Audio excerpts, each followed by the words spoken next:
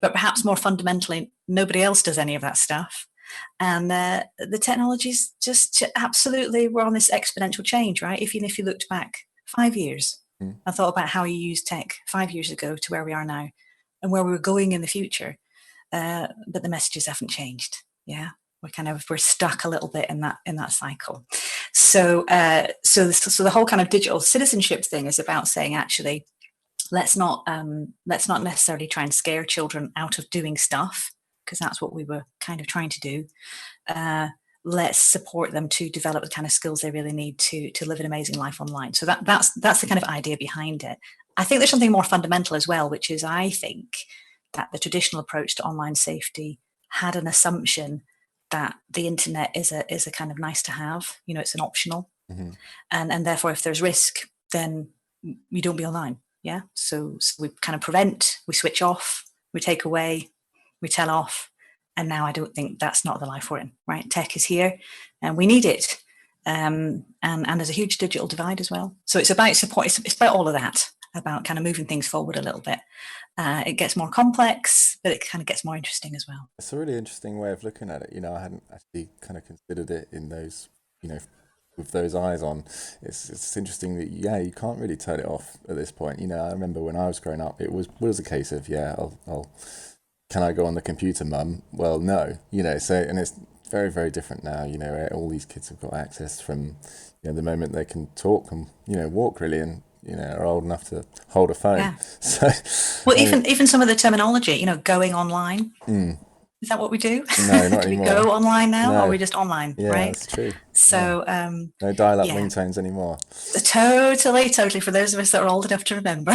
I mean, I had a voice call with my sister yesterday, and she's got 3 adorable, I've got 3 nieces and nephews, and there they are in the background climbing all over her, and what does that button do, mummy? Pressing on the phone, and before I know it, I'm looking at, the camera switch around, and then the video is paused, and then the audio is muted, and here we go again, so they're just that naturally interested in, everything from such an early age, and it means that as they're growing up, they become more affinitive, kind of more in tune with the whole online, and then, before you know it, they're better than we are, and we're the ones who are supposed to be providing the protection and the education about it. So, yeah, it is a really tough world.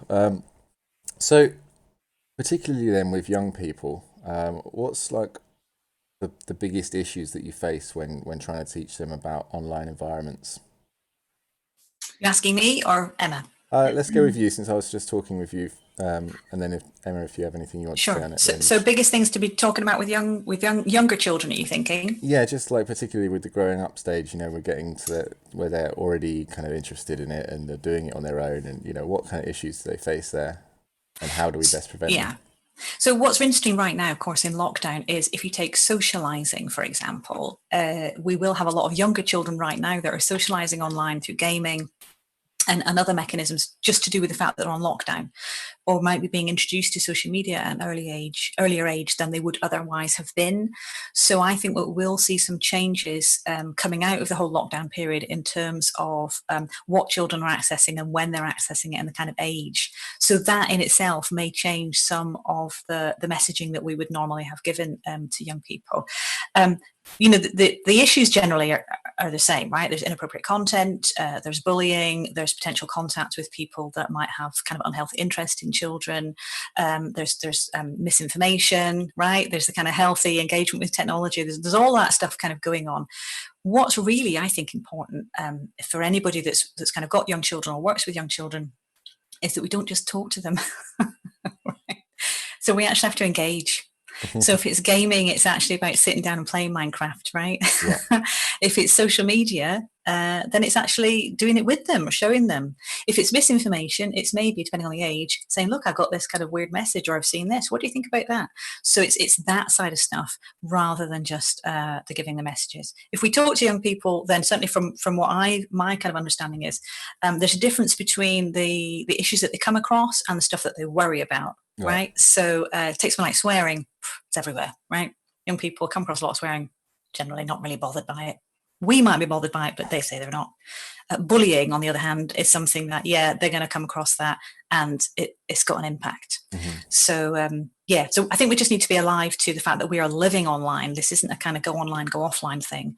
We're kind of doing everything online now, and we're doing it. So let's kind of show them the way. That'll be my my suggestion. Very good, very good. So I mean, with regards to social media, I think, Emma, you've probably got more of a better, a wider picture on this. But I mean, obviously, you take more of an interest in kind of social media and the buzz and these personalities, online personalities that we all have now.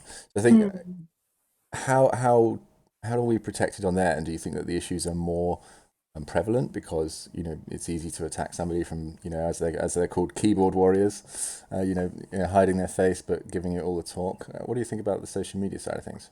Yeah, I mean, all those issues that we've been talking about for the last kind of 4 or 5 years, as Jess was saying, are still absolutely there. So issues around identity and bullying and abuse and grooming and all those sorts of issues are very much still there. I think this is quite an interesting time just because there are lots of real positives that we can take from the impact that the pandemic has had on our social media consumption.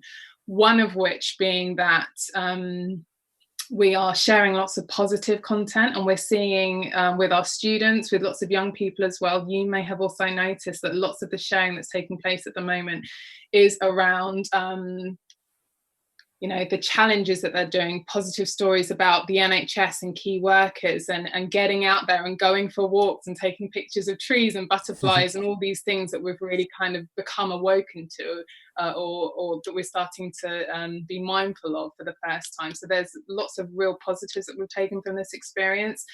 And then, of course, on the flip side, and we have to really take into account the fact that the way lots of young people are using digital media will be nuanced to their circumstances in the home. So for young people who are spending lots of time perhaps isolated in bedrooms, whether that's doing schoolwork or whatever, and they may become over-reliant on using social media for socializing, for seeing what's happening in the outside world, for trying to find new people to connect with. So getting access to the sorts of people that you perhaps shouldn't be engaging with, doing inappropriate behaviors such as sexting and all the rest of it. A lot of that's starting to creep in just because we can't have that face-to-face human contact with people.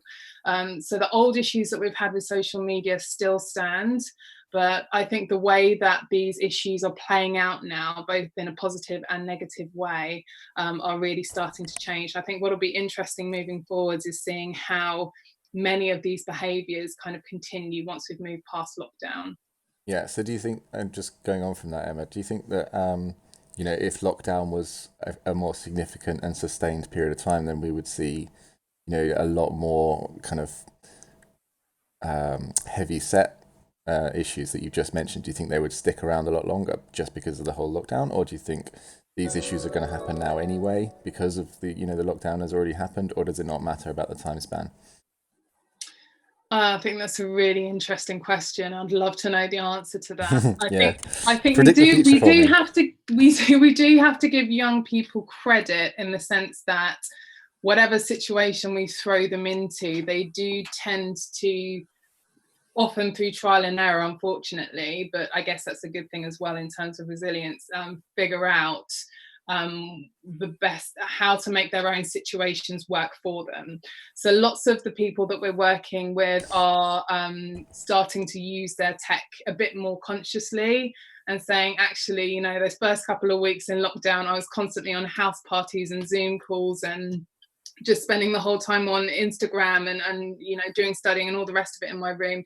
And then I started to realize that I was getting a bit too heavily reliant on it, and that my eyes were starting to hurt and I was starting to get headaches, and I wasn't spending as much time with my family. And already we're starting to see a real switch in the way that they're consuming their media. So I think if it happened for a prolonged period of time, supported through educators, the government and everybody else, we would have to feed in how to ensure that you're kind of practicing positive habits. But I think young people as well would probably start to realize, not all of them, but I think we'd have to give credit to many of them who would start to realize where those behaviors are positive and negative.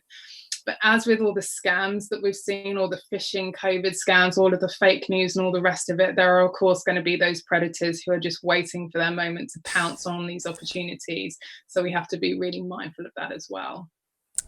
Yeah, it's been a really interesting topic, actually. You know, there's always somebody who's going to take advantage of a situation, and I've really, you know, I've heard some pretty evil stories from some of my friends and ex-colleagues as well, and you know, taking advantage of people in lockdown, and you know, Zoom hacks, and kind of not just that, but you know, privacy violations as well. And yeah, it's quite a significant issue, and you know, particularly now when we are so reliant, and it's, you know, it's a real shame that people feel the need to take kind of advantage of that, but it is happening. So it is, you know, so key and important that, you know, we are password protecting everything.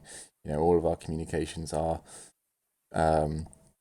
appropriately sent, you know, to the right person, or to you know, that have the right content in them.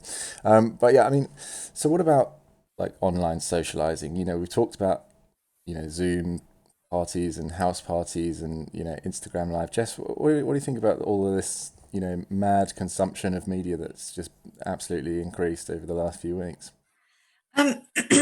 Great. You know, thank God for those of us that have got the tech, that we can, you know, watch Netflix on demand, and we can Zoom. And what's interesting, of course, is we're seeing things like families that are disparate all over the world suddenly Zooming one another when they weren't doing that before. So some interesting stuff going on there. So fabulous, loads of opportunities. We are sociable animals. We, you know, we want and we need to socialize. And I think when we're thinking about risks, particularly in lockdown, it's important to be mindful that we all have our own contexts, right? We all have our own strengths and issues and vulnerabilities, and we take those into the online space with us. So there's something very important there about context, right? Risk isn't the same for everybody. But clearly there are some specific issues around about using video conferencing tech for children. As Emma's already mentioned, you know, children in bedrooms wearing pajamas on their own. And we are aware that there are some people that are jumping onto technology right now because they're seeing this as a way that they're seeing an increased opportunity for them to access children at home. So, you know, you've got to be careful. You've got to have your eyes and ears around you as a parent. And just be mindful, you know, of who your children are talking to, where they are, whether it's in a public space, but also, of course, think about their privacy as well. Yeah. So it's tricky, and there are, as we all know, issues with platforms as well. What will be interesting here is if we think about the economy, right? There's lots of losers at the moment, lots of us having difficulty with jobs.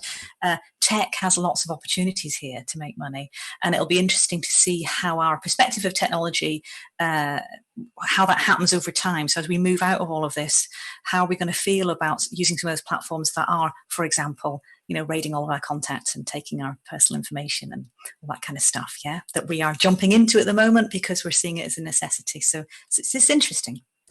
Yeah, so I mean, I just wanted to quickly talk about, there's a question in chat, there's a little bit of discussion going on about chat, about the issue of privacy in regards to a sort of a sexual nature, and if you're, you know, trapped away from your partner or significant other during lockdown and you feel the need to kind of engage in online sex acts, you know, and the question here is, you know, that this particular person was hacked and their, you know, video feed was broadcast elsewhere, and just in general, you know, their privacy and their online safety. So I mean, how would one go about best protecting themselves in that scenario, or do you think it's best to avoid that scenario altogether, or what do you think?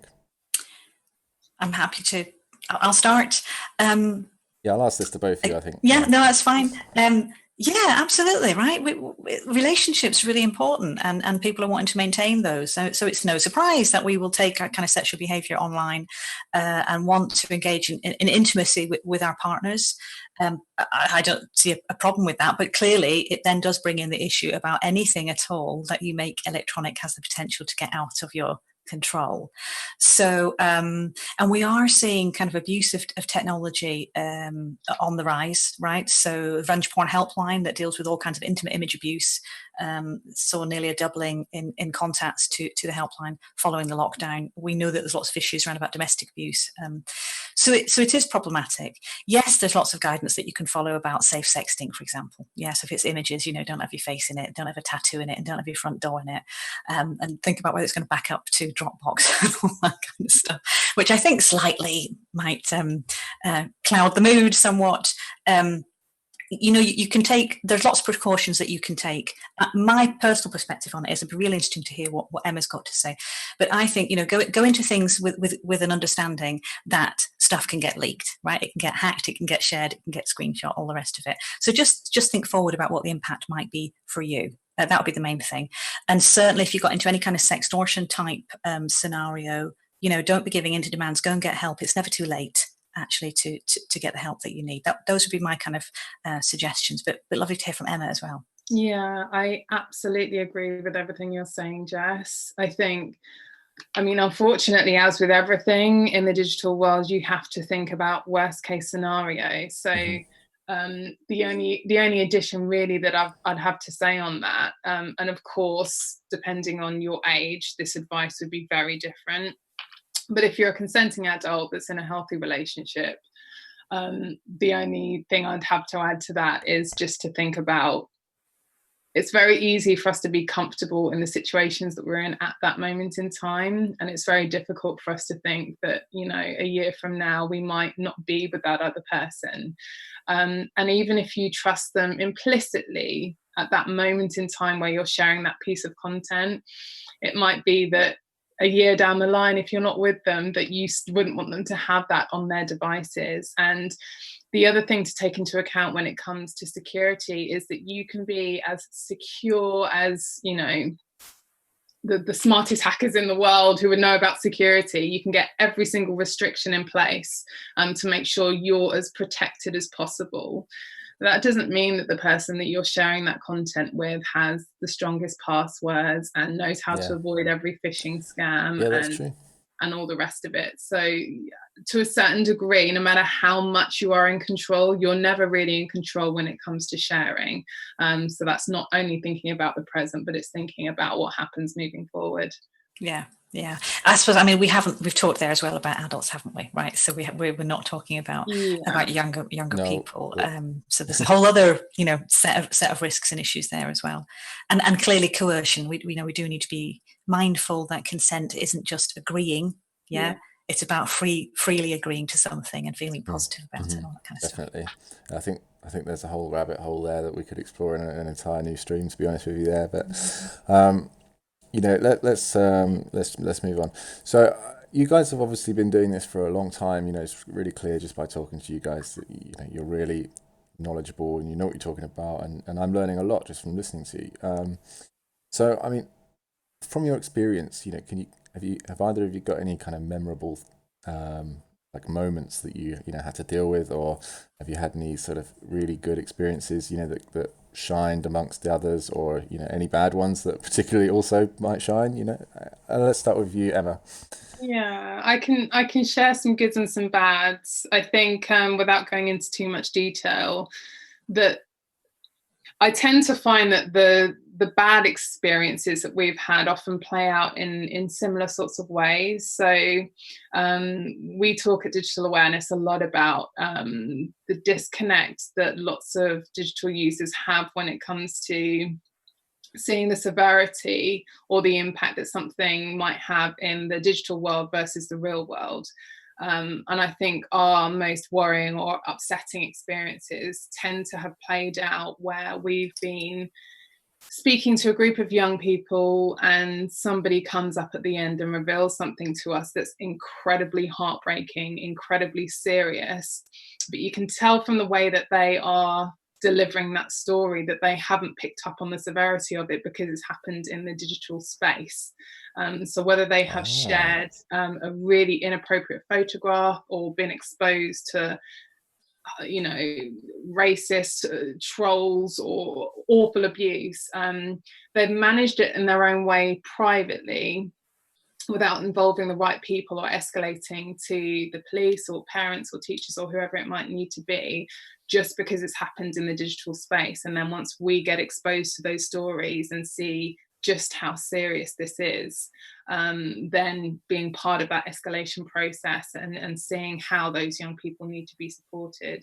Those are probably the stories that stick in my mind equally. And just to keep this positive, we are exposed to just as many amazing stories with the schools that we work with and the young people that we're working with on a daily basis. And we love to spotlight those stories. We have an entire campaign called Tech Control, which highlights and spotlights some of those stories. But just to think of one of them, Sam, who's one of the young girls that features in our Tech Control 2 video.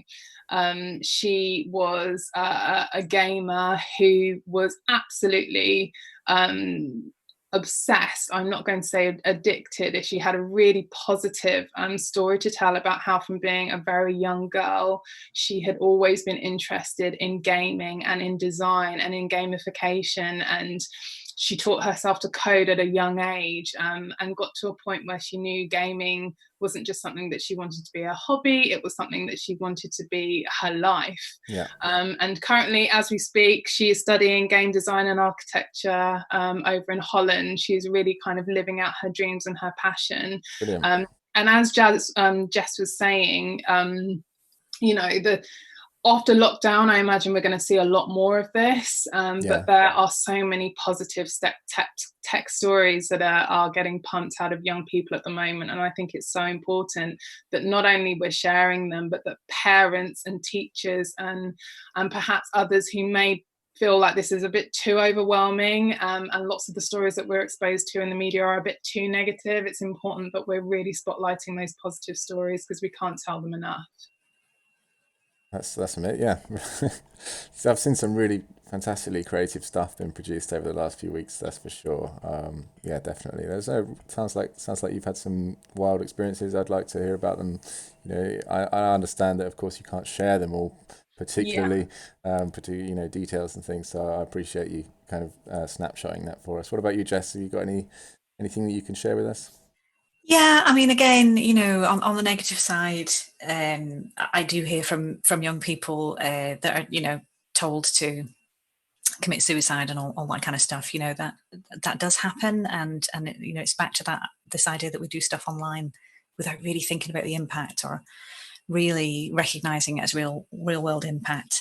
One of the interesting things I think that I do hear from young people when I ask them the question is around about reporting to an adult. So one of our quite traditional child protection messages, which is absolutely spot on, is to say to young people, talk to a trusted adult, right? Something happens online or offline, talk to somebody that you trust. What we don't tend to follow that up with is what would stop you telling. And no surprises, right? If I ask people what would stop you telling, it's I'd get told off, my device will get taken away, my screen time will be cut down, all that kind of stuff.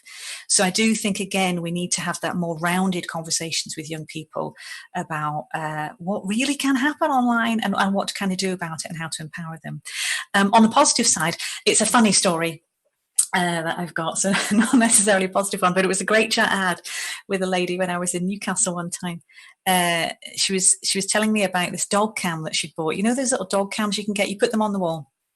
And it's for before lockdown or after lockdown. You put it on the wall, and you can see little Rexy at home. Yeah, so when you're at work and you've got the app on your phone, you can speak through the little dog cam. It's all right, Rexy, I'll be home soon. That kind of thing. Some of them got little dog treats as well, like a little dispenser that you can drop. Anyway, she was telling me about this story where she'd put this on the wall in the living room, and she went out for the evening, and her teenage daughter had the boyfriend round. So at one point in the evening, of course, she looks on the app and there she sees the two of them canoodling on the couch. So she shouted at them through the dog cam. Wow. Obviously they jumped up because they didn't know they were on camera. So I quite like that story because it's funny, but also it's this idea of privacy, right? So we're starting to buy all this technology and use it in different ways. We're not really thinking about what's watching us. So there you go. That's my little funny story. That's very awkward. I'm not sure I'd ever watch. I'm not sure what's more awkward, being the teenage daughter or being the mum at that Being the point. mum, yeah. Yeah, Spiron in the chat there says, imagine the horror. Yeah, I sure do, mate. Yeah. So, yeah, that one is a bit of an unusual one. I'm sure there are quite a few funny stories about like that. I mean, but I mean, and I was thinking recently, because having these chats about what do we do streams on? We've only been doing this for about a month or so as the British Esports Association, and obviously we really wanted to focus on online safety and digital awareness and kind of just general welfare in your digital footprint. One of my colleagues, brought up this Dave Martin. I don't know if you're watching. Brought up the idea of really looking out for people who are stuck at home at this moment in time, and they might be under physical violence threat, or being in a sort of domestic abuse situation and are using the online world to escape. Even if they are locked in their rooms, like you say, and can only access at certain times or something. But how much of a safe space can that provide in those scenarios? And obviously, that's a horrible situation for anyone to be in, and I feel quite bad just asking the question. But at what point does somebody reach out online and go, I need help, and where can they do so? Do you want me to come in? I mean, obviously, I've mentioned the revenge porn helpline already, which, as the helpline manager says, it's not revenge and it's not porn.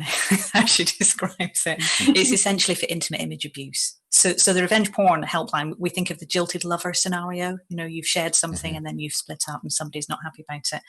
But actually, as I mentioned already, we see intimate image abuse happening in all kinds of situations. So right now it will be happening. So as well as kind of children being affected in the kind of violence within the home, we will see adults as well being targeted in all kinds of way. And that can be kind of images being taken or shared or video taken or shared, but it can be the control of technology. So again, all kinds of weird stuff about anybody who's got any kind of technology that you manage in the home. What you might find in a kind of abusive scenario is that one parent has all the control, has all the passwords, has set everything up, and the other parent doesn't. And so we see some gaslighting type situations, etc. So we will see a lot of that at the moment. But yeah, clearly there are sources of support. So we've seen the domestic abuse charities right across the UK putting out a lot of information and support out there. There are different helplines, etc. Clearly, it's difficult right now for people to find that private space. We have to be careful as well, in a practical sense, about what's on your phone, because there's potential for spyware there as well. Yeah. So this is not an easy thing, but yeah, absolutely, there's help out there, and people just need to make that first step. Yeah. Any sources you want to share, Emma? Just to add to that, which I think is absolutely spot on, abusers obviously sometimes can be very smart, and sometimes even if you are allowed to have devices that you can use without that abuser watching what you're doing and looking at who you're communicating and using all that information against you, it can be a really, really, tricky situation to navigate. But I do know that the government announced that if you can get access to a device and you are being abused and you don't want to dial 999 and have a conversation with somebody, I know you can just dial 999 from your devices, and then when prompted, just press 55, so you don't actually have to say anything. And that lets the authorities know that it's a domestic abuse situation and that your issue will be responded to in a sensitive way. Yeah. Now, there was some misinformation around about that as well, wasn't there? I think, don't quote me on this, but go and look it up if you need. But there was some misinformation, which was something like you dial 55 and then you can put the phone down, and that's not the case. Yeah, no, you have to stay. You have to stay on the line. Yeah. Okay. Well, that's really good to know. I had no idea, and that's probably really important that lots of people know. So, thank you very much for sharing that one. So again, what about advice to people who are, say, parents? What kind of advice would you give to parents who are looking to protect their child online? What would you say? How would you advise them to set up their child's iPad or tablet or whatever? What firewall or what systems would you put in place?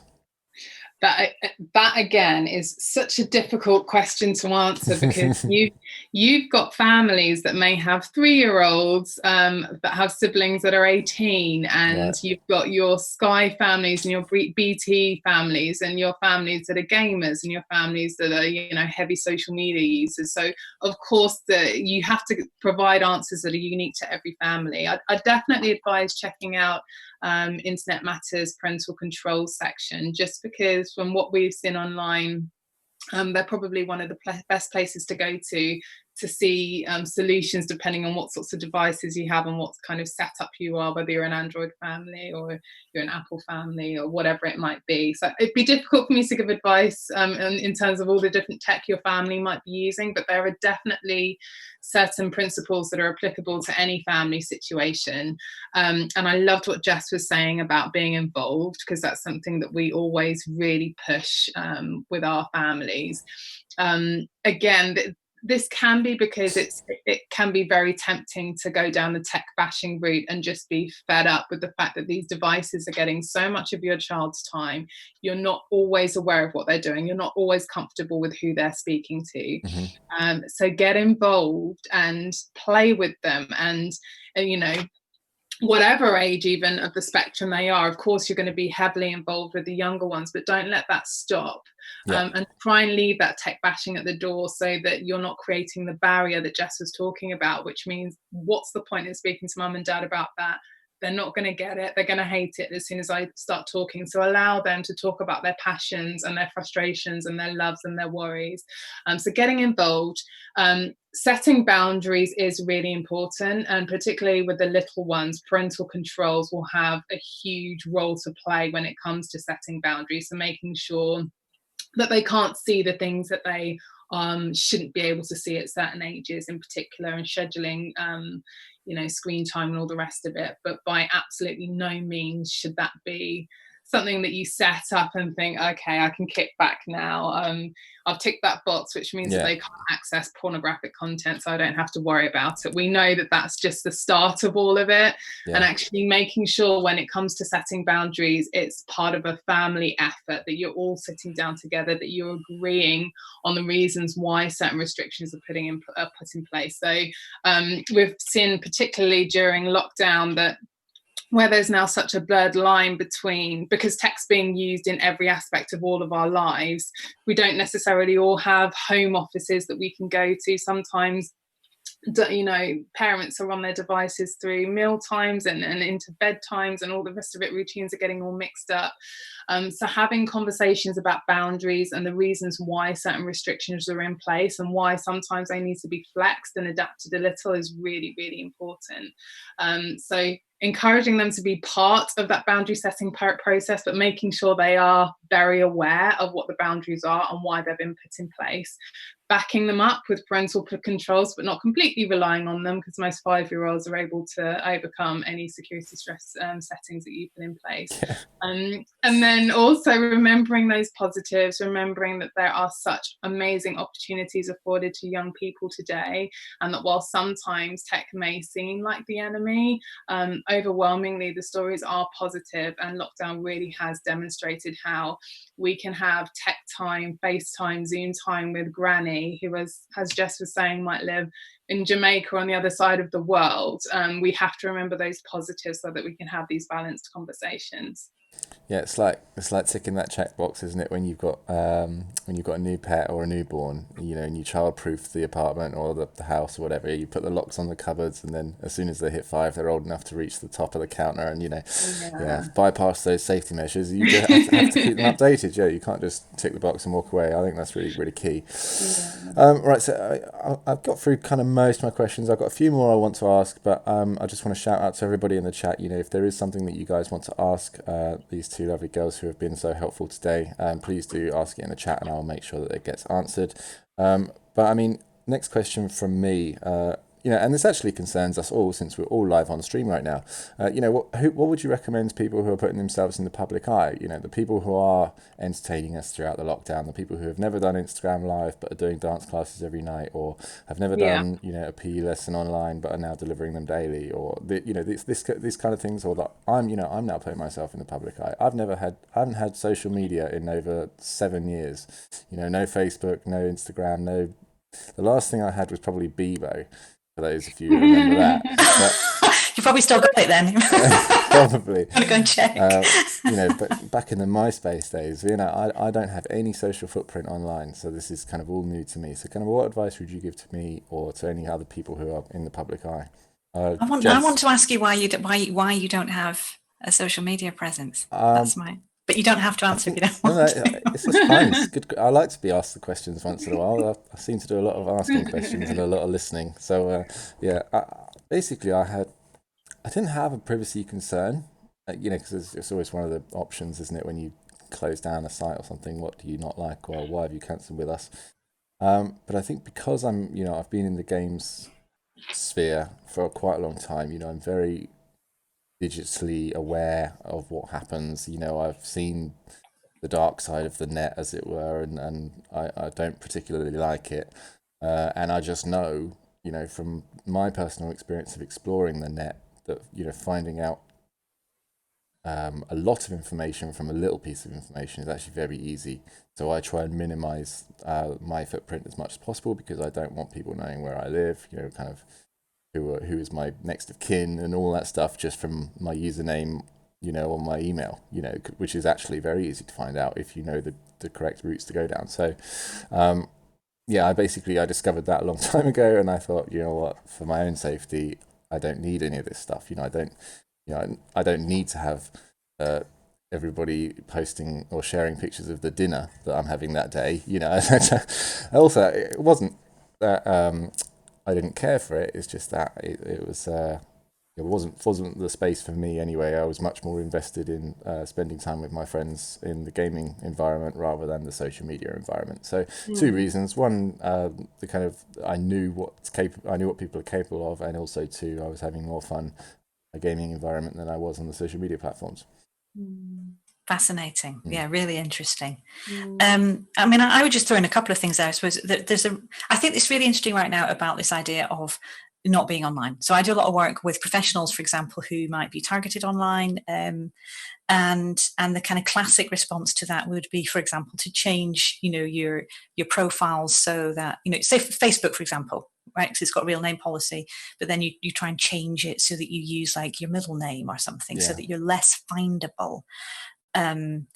And also so that you can kind of be personal online and not have that mixed up with kind of your professional you. I don't have a real kind of answer to that. I think I'm slightly uncomfortable with it as a way of dealing with an issue. Is just kind of not be there, right? I don't think that's something I would want to say to young people. Don't be somewhere or try and pretend to be somebody else so that you're not findable. And I do think if somebody wants to find you online, they'll find you. Yeah. Obviously, privacy basics are really important there for anybody that might potentially be targeted. All that stuff like multi-factor authentication and your kind of quality of your passwords, being mindful where you are, managing all your kind of online spaces, and being really, I think if you are somebody that's worried about this, be purposeful in what you are doing online. Yeah, you don't just share like whatever. If you're going to share something, you've read the comments about it. Yeah, because that's where we see people in real positions of people get taken down, right? There's a bit of a mob mentality online. We like to take people down. I never liked him, all that kind of stuff. Yeah. So just that one tweet, we've lots of examples. The one tweet that ends up with somebody losing their job. Yeah. So part of it's about privacy. Part of it's about being more mindful with what you do. And I also personally think that we need to start saying it's okay to be me online, and it's okay to make mistakes and stuff. But I'm not sure we're quite there yet. Yeah, I suppose, Emma, you've probably seen a few more examples. I mean, I've seen a few, social medias who have been trolled once, and it's been spiraled into, almost a hate wave, and they've ended up basically crippling their social media presence. They go completely dark, and in some scenarios we've seen some really sad stories, but I won't go down that road. But I think you'll probably have some more insight on that. Yeah, and I mean, what I guess what you were talking about at the beginning, were you talking more about people who are trying to put themselves out there as influencers, or are you talking about your everyday user? Well, I was actually talking about your influencers, but I mean, it does apply to both, I guess. It does apply to both, but if you're if your intention to put yourself out there is to gain traction and gain a following, I guess that is slightly different, because you're not necessarily always trying to be yourself and trying to put your own identity out there. I think what we tend to see with our influencers, or micro influencers, whatever you want to call them, people that are putting themselves out there consciously, is that you have to be extremely in tune with how your body's responding physically and emotionally to the content that you're pushing out and the responses that you're getting to it. So if you are the sort of person, and again, this will be very dependent on your own situation and your own personality, but if you're the sort of person who, when they push their content out there, they're getting a real buzz out of it, and they're seeing the remarks and the positive ones, they're able to really use that positivity and build on it, and the negative comments, they might be able to take that and learn from that, and change it, or ignore those trolls. You might have that sort of personality, which means that you're not feeling emotionally like it's draining, and you have a positive response to it all. But also, from an addiction standpoint, being an influencer, or from a screen time standpoint, not even addiction, it can be quite time consuming. So if you're starting to feel physically like it's impacting your relationships, how you sleep, how you work, how you eat, or if you're getting jelly legs because you're just spending hours with communicating to screens, we know that it has a huge impact on the influencers that we work with. So just being really, really conscious about the impact that it's having on you. Privacy and security is more important than ever. And we've all seen stories of gamers in particular who've revealed accidentally information about where they might live, or what their phone numbers might be, or what school they might go to. So once you get yourself out there and you're in the public eye, privacy is going to be absolutely of utmost importance. And then I guess the last thing that I would say is, people who put themselves out there, as Jess was saying, can often be the targets, because people are starting to see them as they want to bring them down, either because they seem to have it looks like on the face of things, how are you that successful for playing games, or for going to restaurants, or for wearing clothes, or showing us what makeup you put in and that put on, and naturally that can start to draw trolls and negative attention towards you. So don't beat yourself up if you've got lots of negativity coming your way, or if you've said something that was a mistake. We see so much in the media about the things that influencers have done, a mistake that they made when they were 13 years old, and they posted something on Twitter, and now they've been kicked out of I'm a Celebrity 10 years later because of what they said back then. It's really, really hard.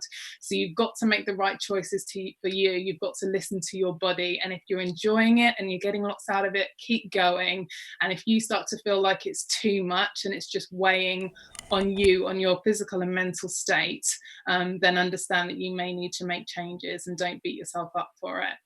That's really, really good advice. I think probably quite a lot of people who will end up watching this either on a rerun, or who are even here now, are probably potentially thinking about exploring their, online career, or being a streamer or something like that. So that's really great to have that advice, kind of just shared. Thank you very much.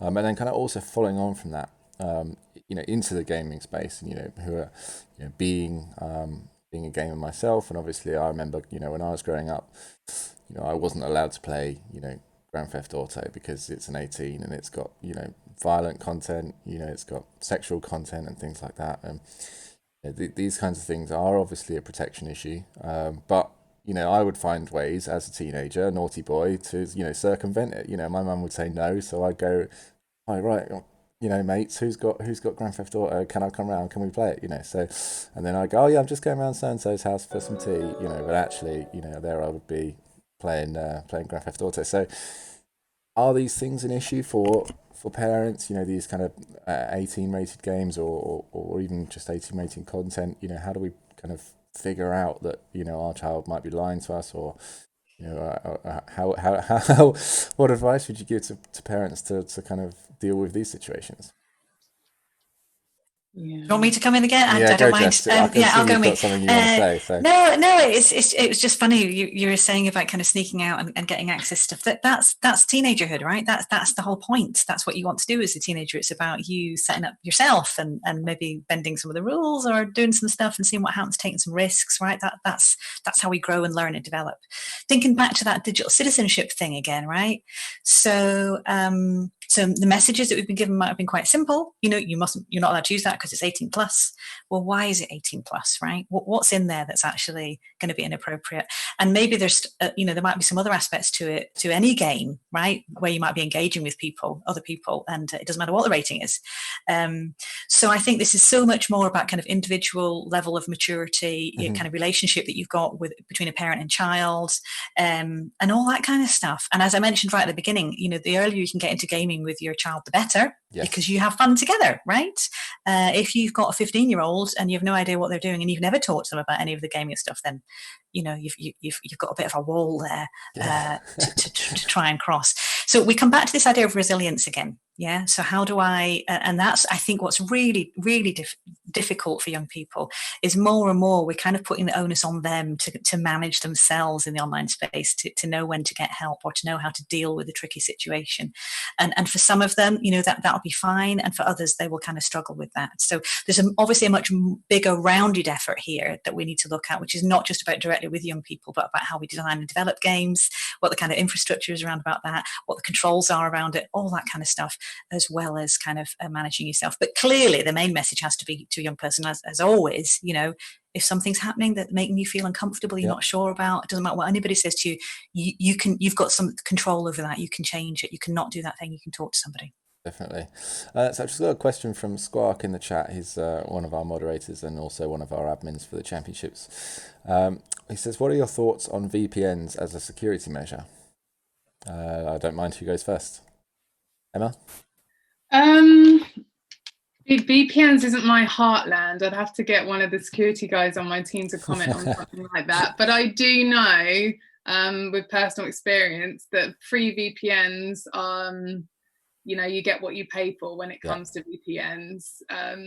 But I probably wouldn't have much more to add to the conversation than that. Sorry. Fair enough. No worries. I mean, I pay for one myself. It's about 50 odd quid a year or something like that, and I can use it across all my devices, laptops, phones, and I haven't actually taken advantage of their offer yet, but I can now share it with my family as well if I want to. Jess, what do you think? Yeah, similarly, so I pay for a VPN, and it was really just because I was out and about a lot, and I wanted to be able to connect to kind of public Wi-Fi and have some added protection there. You're not out and about so much anymore, though.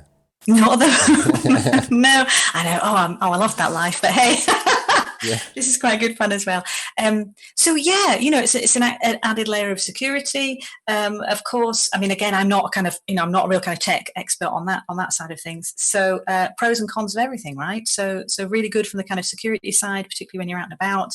It potentially allows you to access content that you might otherwise have difficulty with, right? Because you can pretend that you're in the States or you're in China or whatever, so you might be able to get apps and access to things.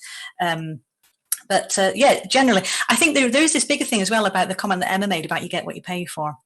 We've become very used to getting stuff for free. And then at the same time, this is very good that all of our data is being harvested, etc. We do, I think, need to start really looking at that as a business model.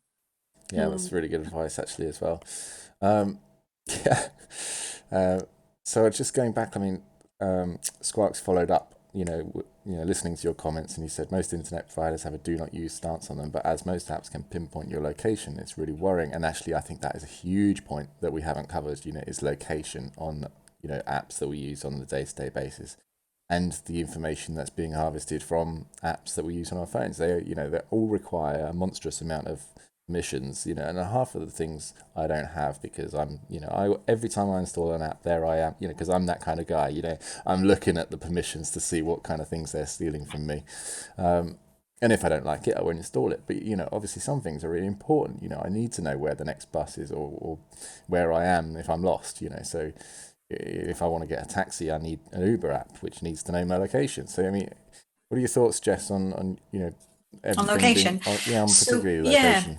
So again, in terms of the child protection space, obviously we've had concerns about children's location being broadcast on certain apps, etc. So generally, and I'll be interested to hear what Emma's got to say about this, but generally my response on location is it's fine to have location switched on a device when we're out and about. You just need to be mindful of what apps are actually accessing it. So you might want the Find My Phone app, because you want to be able to find it when it's lost, and you might want it from maps, but you might not want to be giving it all to all the social media that you're kind of signed up to. The interesting thing I think with that whole privacy side of things is, are we going to see a pivot towards privacy and security as a sales tactic? So of course, with so many apps now, there are alternatives that you can get that are more privacy. So instead of Google, maybe you're going to go to, I don't know, DuckDuckGo or something for your online searches. So we might see, I think, more and more of privacy as a sales point. Kind of going forward. But location is obviously a key one that advertisers are looking for. The contacts is the one that really gets me. I don't really like the idea of contacts being harvested and us having kind of shadow profiles all over the place of the organisations that know about us without us ever actually giving them our information directly. Yeah. That's interesting. I've got another question here from Granite V. Do you think that online browsing and online interacting should be a school subject in every country? And if so, what would it look like? Good and bad effects, etc. That's quite a good question.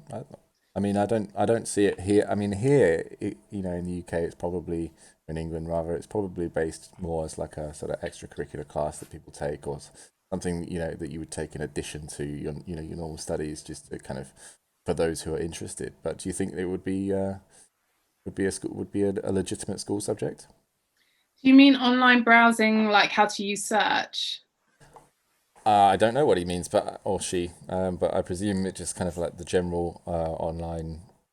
I guess general online browsing. Being part of either a search community or just typing in URLs or anything like that.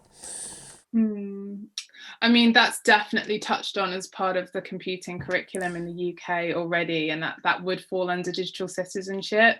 And part of that is because, well, I guess it falls into two categories. You've got unsafe searching, which is when you can be searching for something entirely legitimate and innocent, and something horrific might pop up.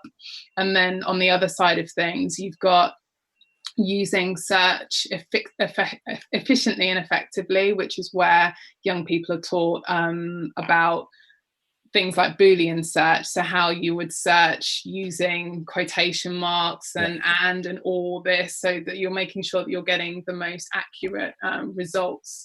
Both of that is currently touched on in the computing curriculum, but nothing is ever taught about it enough, and we would certainly love to see a lot of that being taught globally, because it helps to make us more safe, but also more effective and efficient in how we're using our tech.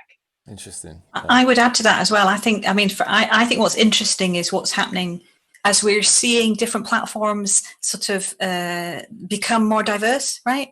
So where we might have talked about social media as one type of thing, gaming is another type of thing, right? These things are all becoming much more fluid. So even the idea of search, of going to Google or a search engine and searching for something there, maybe we're going to see a lot more of we search where we are, for example, or search coming to us. So stuff which is where your data is being used. That's the idea of, you're passing a cafe and it's suddenly an offer at the cafe pops up on your phone because you happen to be passing it. So really, again, we might see some interesting diversions into what we mean by online search. So again, it's how do we teach for the future and not just for now? It was a good question and some great answers. Thank you both. Right, so we're just kind of wrapping up now. We've overrun a little bit, but I think we had some really good content that we wanted to cover. So just got one last question for you both, and I'll start with you, Jess.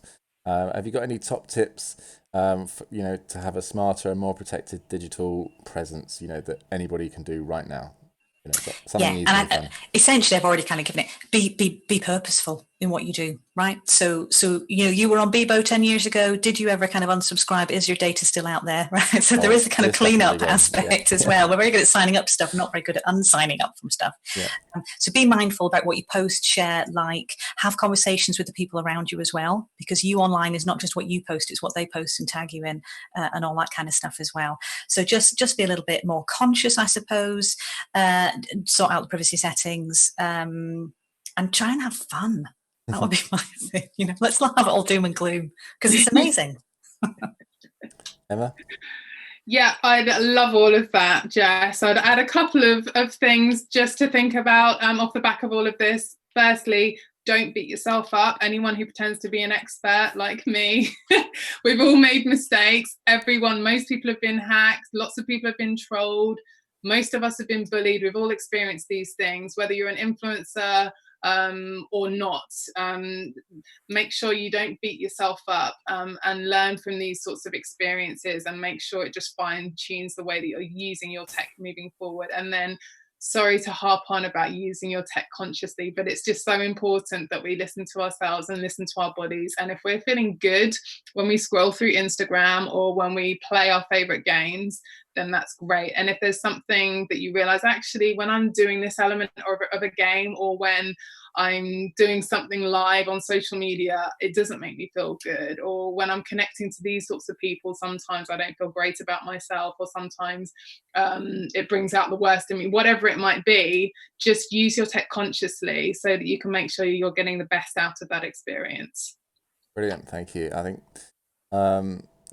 I would suggest, to make sure you get yourself a password manager. So I personally use Bitwarden, and there's a free version and a premium version, but again, as we've mentioned, you get what you pay for.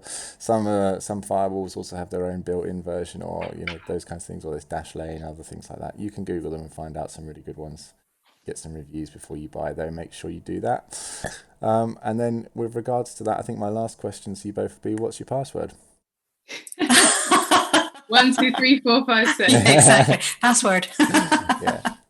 All right, brilliant. Thank you very, very much. Yeah, I've really enjoyed having you girls on today, and I appreciate you giving me your time and your expertise as well. But yeah, is there any other topics that you wanted to touch on or talk about before we end the stream? I don't think so. Brilliant. No, all right. no, Well, it's been fun. Thank you ever so much for joining me then, and appreciate you being here. Thank you very much. Thank you. Thank you. Bye-bye. Bye. So that was Jess and Emma. Thank you very much, girls, for joining me, and I appreciate that everybody stuck around in the chat for the whole stream. Obviously we've had a lot to talk about, and have overrun slightly by about 10 or so minutes, but I don't think you'll mind too much. Just quick reminders then from me.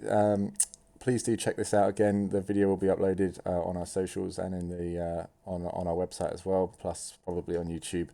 And of course, down that way is the National Video Game Museum donation bar. We are trying to reach 500 by the end of June.